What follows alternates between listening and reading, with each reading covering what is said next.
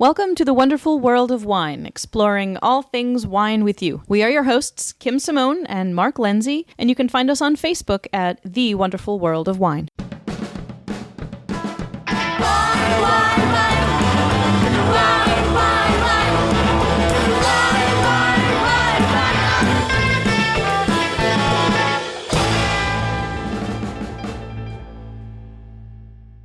Hello, everyone, and welcome to the wonderful world of wine. We are your hosts, Mark and Kim, and every week we come to you with current trends and topics in the wine world and give our opinions on some things that are going on and wine items that we see happening every day. And we like to Google some wine topics throughout the course of our week as we're going about our daily wine business. So what interesting topics did you Google this week, Mark?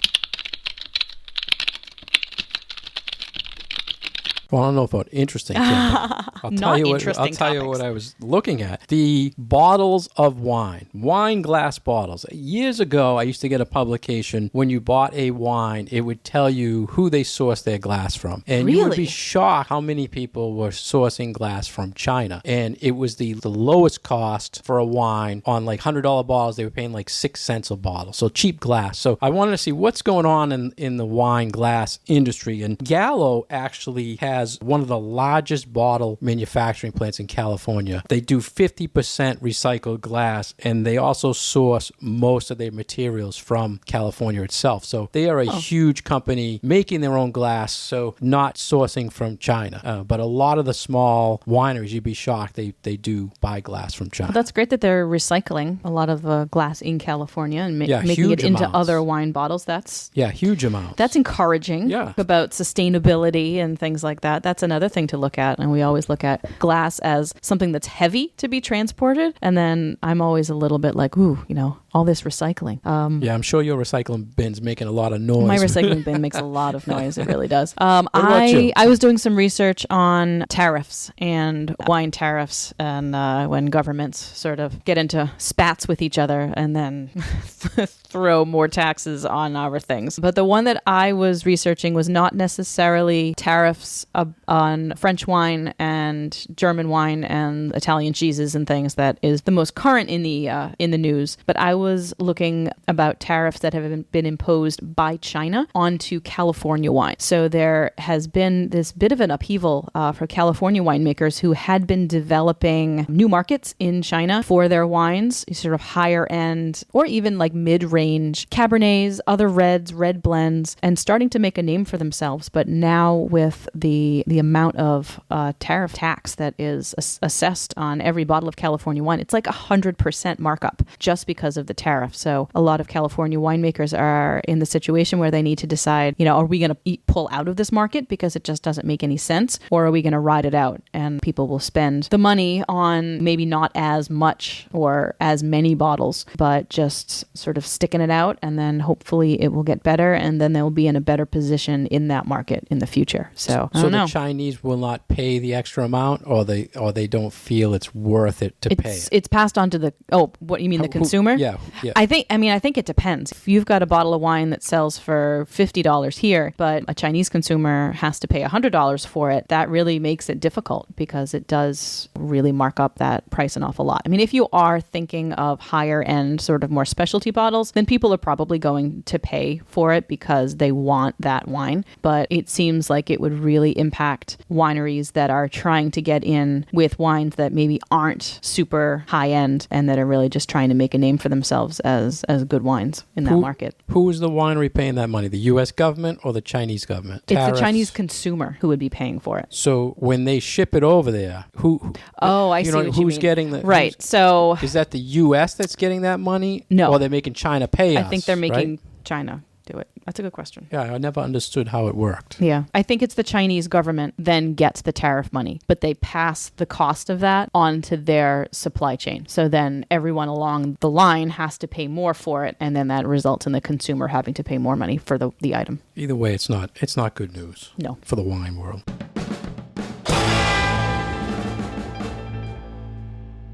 stumbled across a very interesting article, interesting to me anyway, in Wine Enthusiast about a particular style of wine that honestly I didn't even know existed in the modern world. This was very cool to me. I'm so happy to hear you say that because I also knew nothing about. And isn't it, I don't know if it's funny or it's sad that we do so much wine education, then you see these articles in these major publications and you're like, what the heck is this? Well, I feel ripped off. This is cool to me from a historical perspective because the style of wine or the type of wine that we're talking about is what was always sort of disregarded as, not fine wine, and it was consumed by the workers, it was consumed by the family because they still needed something to drink, but they didn't want to drink their good stuff because that was meant for the market. So what is this that we're talking about? So this style of wine is called Piquette. That is the French name for it. And it results from a second pressing of the grapes. So the more that you press a wine grape, the more compounds you get out of it that are not always necessarily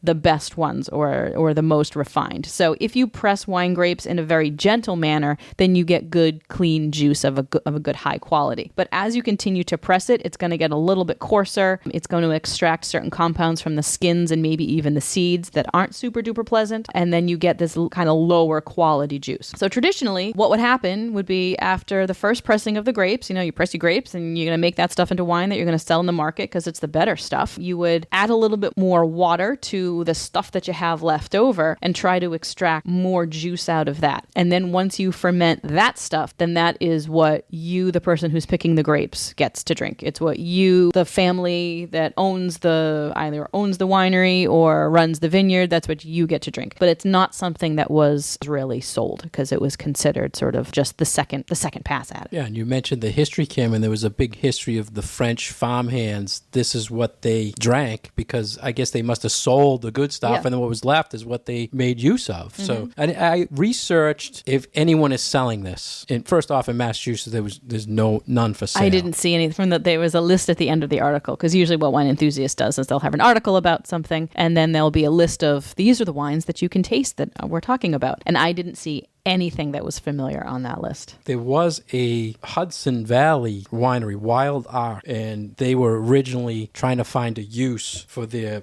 pumice, their excess, and then they distilled it, and then they said, you know what, they discovered this wine, and they decided they would make it, and they became the first in the U.S. to actually make one. So relatively local to us. Yeah, and they sell it online. So now, looking at this, Kim, we talk about natural wines all the time. Is this to you a natural wine? I think that this could qualify depending on how the winemaker decides to handle it, but it does sort of have the characteristics of a lot of natural wines that I've been running across, especially the ones with bubbles. So this seems to me like it might end up in the pet nat category. You've got those naturally fermented sparkling wines that aren't filtered, that taste pretty funky sometimes. There are all these other sort of flavors going on that would not necessarily remind you of a nice refined champagne, with the exception of they're both bubbly. But a lot of these wines will retain a slight fizz to them, and apparently they are just a lot simpler as far as their fruit characteristics, not lots of complex aromas and flavors and things that you can write tasting notes about, but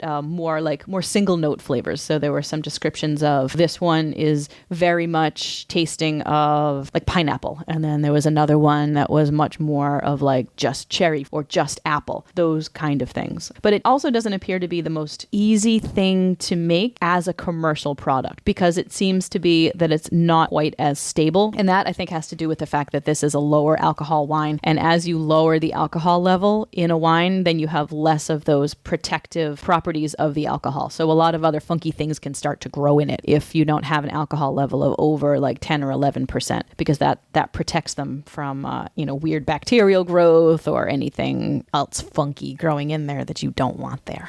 I like to call it a recycled wine. Kind of doing things with stuff they usually just throw away. I think it's cool. Use what you have, and it's like snout to tail. Is that what they call cooking with the whole animal? This is sort of And people who are familiar root to fruit, I'm going to call it. Italian beverages, grappa is made basically the same way. It takes the pumice and distills it. Right. But, I mean, that's what I thought of when I first heard of this technique. And you had mentioned, Kim, about the slight fizz, the bubbles, and the actual French word for piquette is prickle.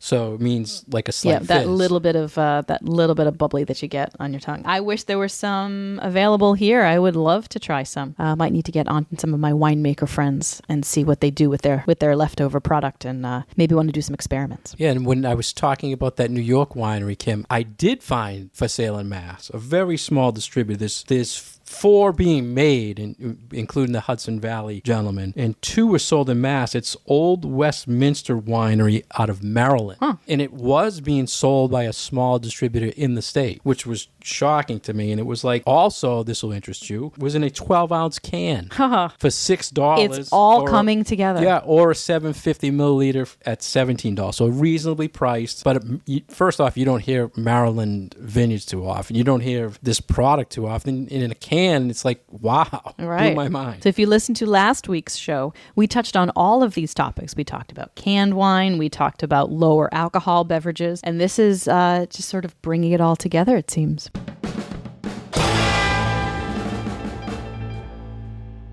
You're listening to The Wonderful World of Wine, and we are your hosts, Mark Lindsay and Kim Simone. If you'd like to get more information about Kim, please go to her website at vinitaswineworks.com. If you'd like to get more information about myself, please go to franklinliquors.com. If you'd like to follow us show, you can find us on Facebook at The Wonderful World of Wine, or our past episodes on SoundCloud or iTunes. There was a major article in winespectator.com that's going to follow up on what Kim was Googling this week about how trade war is hurting the U.S. wineries. And Kim had talked about China, but this also affects Mexico. And recently, it's been in the news for the EU, where there's been as high as a 25% tariff with the EU, Kim. So I know you researched a lot for China. What was your research on all these other tariffs? So the European tariffs are the brand new ones and supposed to go into effect in the middle of October. And this is really going to hit French wine the hardest, and also whiskeys and scotches. So that was the other area where, as far as beverage goes, alcoholic beverages go, that Scotch and Irish whiskey are the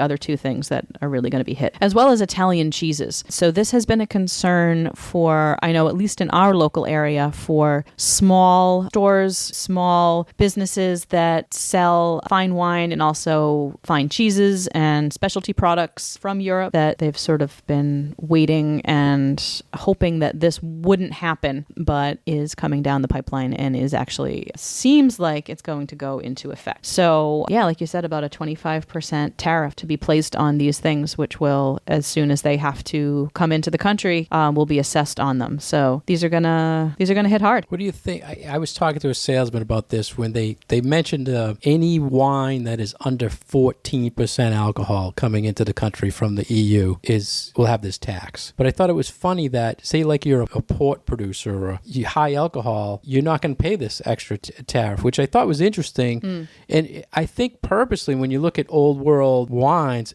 most of them are under that already. That's why it's going to incorporate most of them. So it's pretty sad. And I don't know what the impact will be on the shelf. Like there was another article about, will the $10 bottle be not a $10 bottle anymore because you're going to have to add whatever percentage. Right. And the salespeople seem to think, what they have now, they're going to stick to and see what happens in the future. But I can just see rising everything. Yeah, eventually these costs are going to trickle down to the consumers, because even if the importers take a little bit of the hit and the distributors take a little bit of the hit and retailers like yourself, restaurant folks like myself take a little bit of a hit, there is still going to be a bit of a charge for the consumers just to cover that extra 25% or whatever on there. So this is, it is.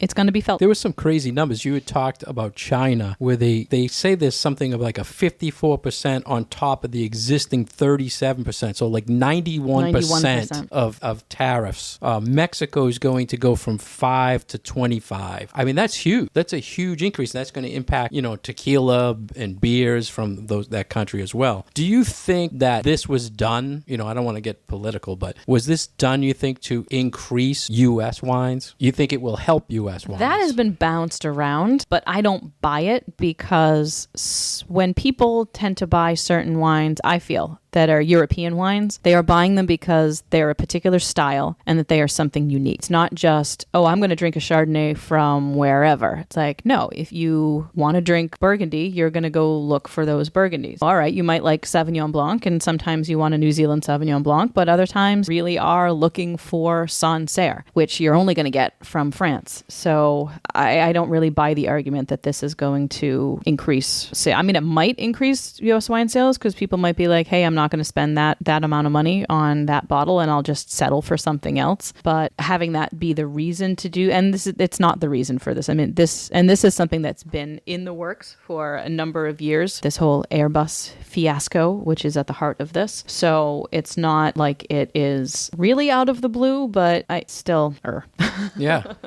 And what was your understanding? At first I heard Italy got around this, which I didn't understand, and then I heard they didn't get around it. Have you heard any? They are not being penalized on their wine front, but they are being penalized on the cheese front. So I don't know why the decision was made to stick the tariffs on the cheeses and not the wines. So the French are going to pay on both cheese and wine, but the Italians are only going to pay... I hadn't heard about French cheese, but there was like certain things that Germany has tariffs on that are different from other countries as well. And then with England and with the United Kingdom, we've got certain things from Scotland and certain things from Ireland, but not other things. So I don't understand the reasoning behind why certain tariffs on certain types of products. Well, there was a lot of other things, consumer products that were on this that are major impacts. It's going to hurt everywhere. What else, Kim, as far as tariffs? My understanding on French wine in the past was it was like a 5 cents per 750 milliliter. Yeah, it was fairly small. So that's going to go up, to 25 cents? 30 cents?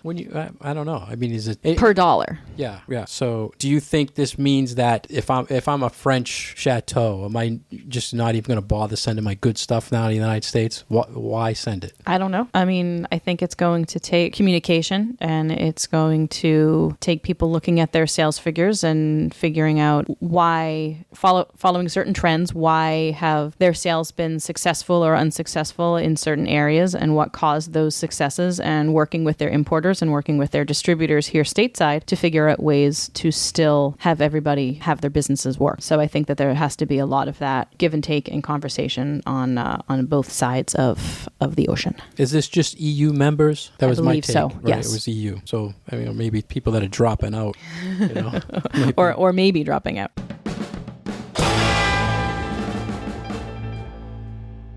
You're listening to The Wonderful World of Wine. We are your hosts, Mark and Kim. You can find out more information about Mark at franklinliquors.com and more information about myself at vinitaswineworks.com. So a topic that we have been discussing recently about lower alcohol by volume wine, and by extension other alcoholic beverages like seltzers and beers and whatnot. We like to talk a little bit about marketing and why certain products are presented in the market as they are. And there is this current trend of these wellness beverages presenting lower alcohol or lower calorie alcoholic beverages as more for people who are trying to stay on top of their health and, live a healthier lifestyle, maybe using them as energy drinks after they exercise. And there was this great opinion piece in the New York Post about why all that hype about wellness beers and wines are not true.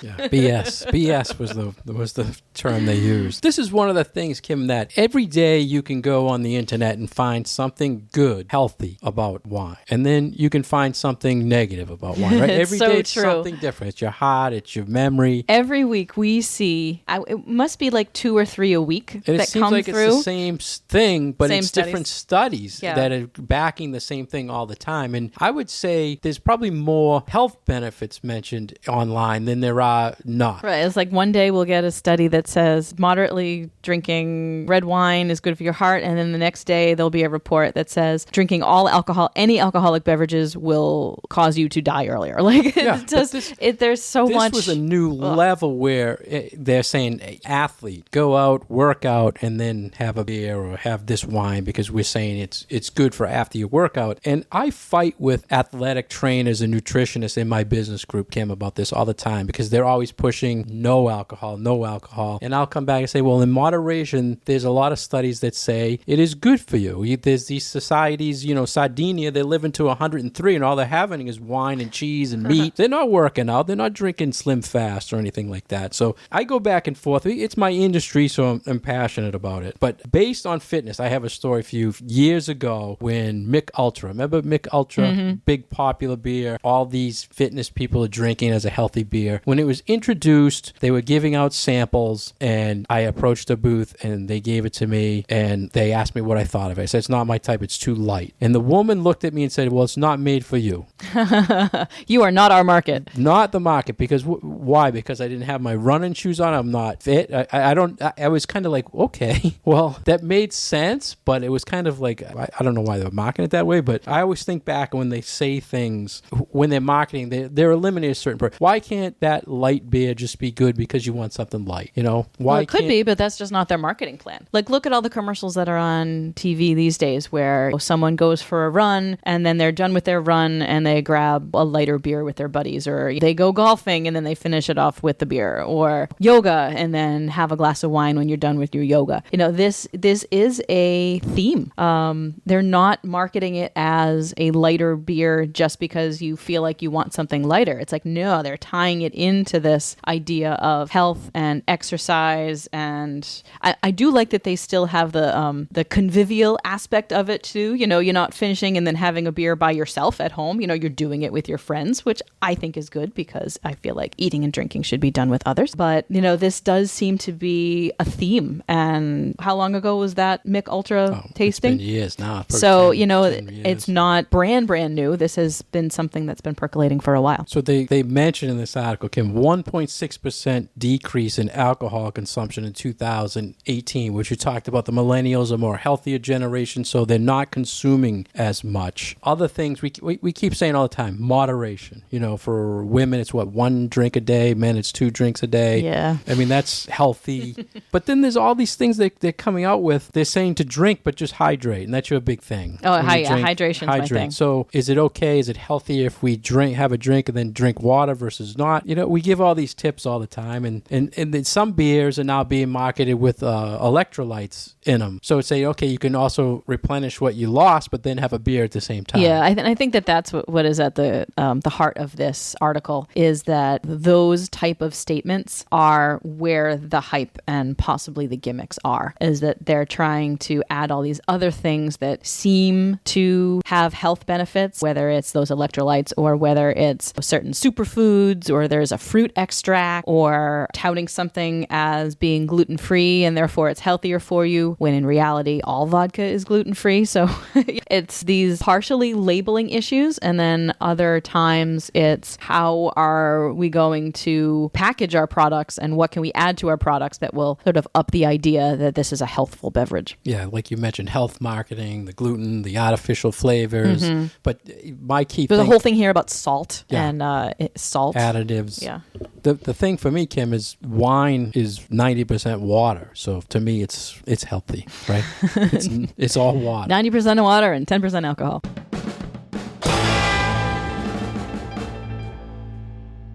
Our next article is from WSET, a wine education blog, and it had to do with wine bottle sizes. And again, I thought it would be good if we discuss with the listeners what are the sizes out there. And of course, we talked in the past about metric is key in alcohol. It's kind of one of the unusual things in the liquor world is everything is metric. So let's talk about what are some of the sizes of wine bottles. Right. So we talk in liters when we talk about wine, and the basic size of a wine bottle that you probably will have with dinner or pick up at the shop is 750 milliliters. So 3/4 of a liter, that's a standard wine bottle size. You also might frequently get what is called a magnum. So that is double that bottle. So we generally refer to those as 1.5 liters in the industry. And a case of wine usually contains 9 liters. So either 12 standard size bottles or 6 magnum bottles. Now those are the sizes that you are most most likely to run across in a store. There are also a couple of smaller sizes. So there's a half bottle, which is 375 milliliters. So that's half of a standard bottle. And then those really tiny little cute ones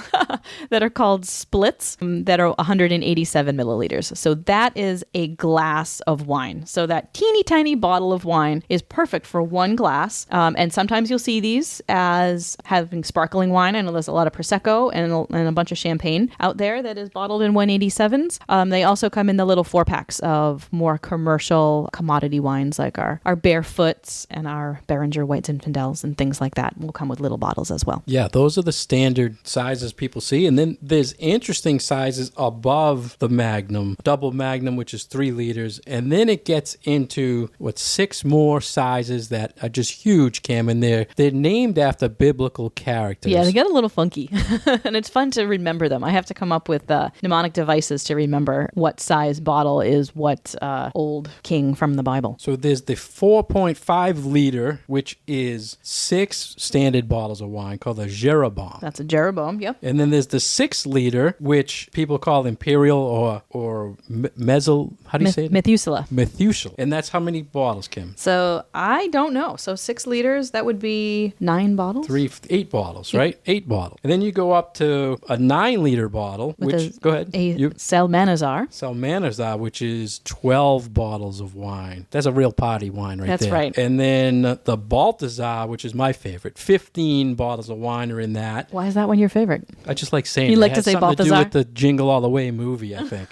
12 liters of wine, which is 15 bottles of wine. And the 15-liter bottle, which is 20 bottles of wine. And this is my favorite to say. Then say it out. This is a Nebuchadnezzar. Nebuchadnezzar. I don't think I've ever seen a Nebuchadnezzar. That's a very, very large bottle of wine. Above that, though, Kim, there is one more. There's a bigger size. Right. So the 18-liter is a Solomon. 24 bottles, a full case of wine in one bottle. Good luck opening them. Better yet, good luck finding these bottles. So, Kim, we mentioned biblical characters. I researched this. There was no actual link to biblical characters. I thought this was interesting. Oh, like with wine? Like maybe there's a story that goes along with each of these guys? Yeah, so no one knows why the first one was named after a biblical king. But then they figure someone named it a Jeroboam, which is actually a large drinking bottle, but it was also a biblical king. So then think, we'll go with it and we'll name all the bigger ones after the biblical king. But it really had nothing to do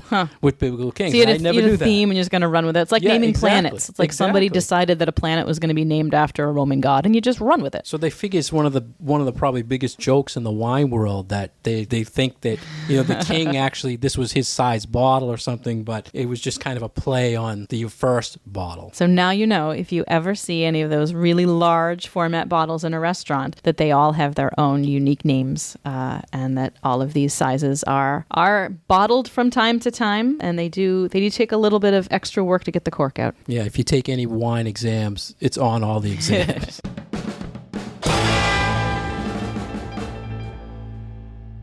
Thank you for listening to The Wonderful World of Wine today. We've been your hosts, Mark Lindsay and Kim Simone, exploring all things wine with you. If you'd like to find us online, you can find us on Facebook at The Wonderful World of Wine or past episodes on iTunes or SoundCloud. Cheers.